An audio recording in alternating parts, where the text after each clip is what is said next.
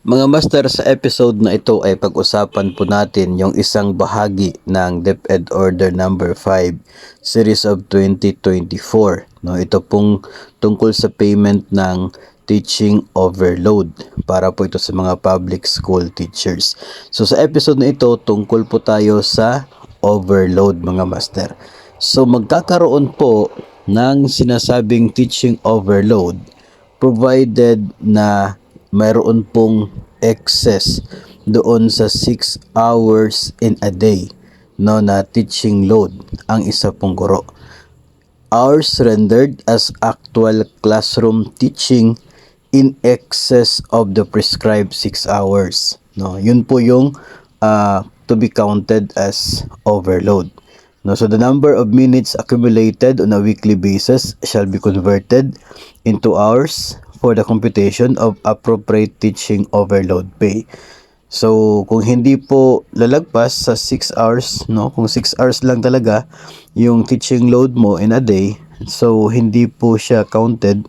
So, wala ka pong overload on that day. No? Pero may mga cases po na sobra, so that's the time na to be counted siya as part of your overload. Ngayon, ang para po to ensure the welfare of the teaching personnel, yung overload per day, teaching overload per day, ay meron pong limit na maximum of 2 hours lamang. So, 2 oras lamang yung pwede mong maging overload in a day. So, ibig sabihin po nun, kapag aabot ka ng 8 hours of your teaching load. No? So, that's the time na yun po yung maximum na allowed in a single day. So 2 oras lamang sa isang araw or katumbas ng 10 oras sa isa pong linggo.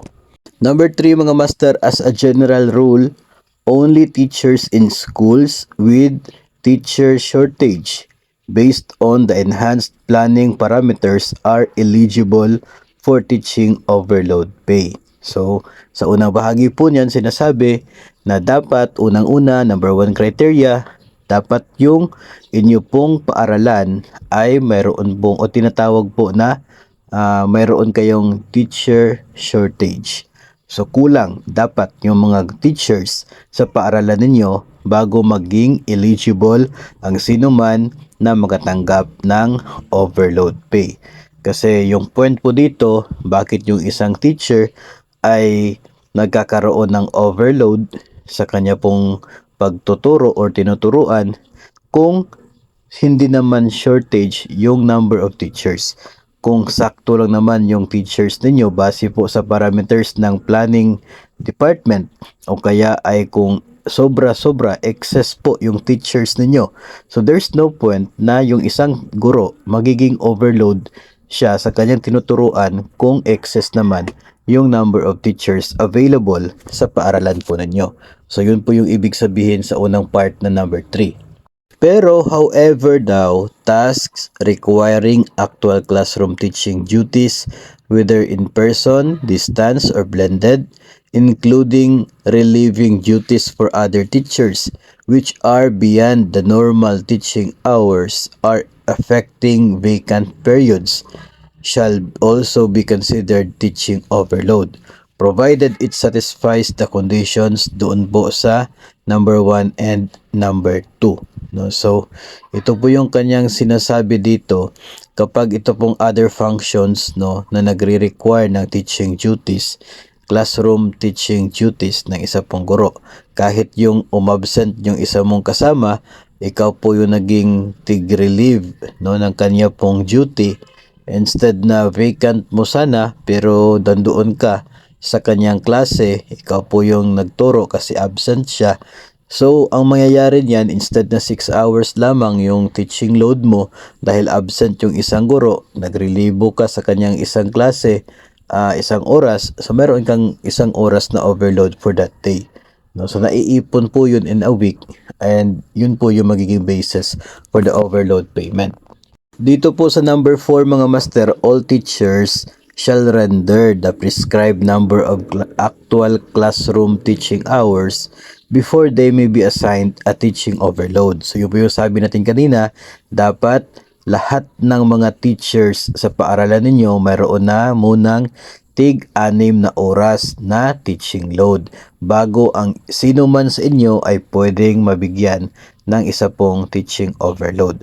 The specialization of teachers must be a prime consideration for the school head in assigning overload. So, yung overload na subject o na klase, nakadepende ngayon, no, ito pong specialization ay to be considered ni school head kung kanino siya i-assign. So ito po yung requirement dito muna, dapat kayong lahat ay nakakomply doon sa minimum requirement na 6 hours ng teaching load bago magkakaroon ng overload ang sinuman sa inyo.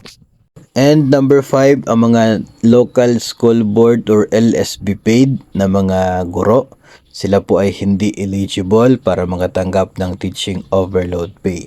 So for purposes of clarification, itong mga LSB teachers ay hindi sila mabibigyan ng overload pay. So siguro kung mayroong overload na subject or na period ay hindi po ibibigay sa mga LSB paid kasi hindi po sila mababayaran dyan. So ibigay po yun doon sa regular or permanent na teacher sa paaralan para siya po yung mag-handle ng overload na period or subject kasi siya lamang yung pwede mabigyan ng overload pay. Yung LSB paid ay hindi po sila eligible na tatanggap ng overload pay.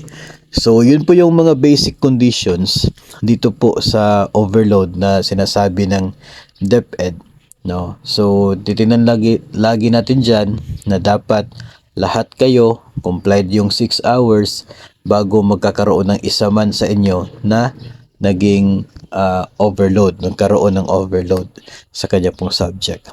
Then, dapat base doon sa parameters ng planning ay considered yung school ninyo as having shortage of teachers.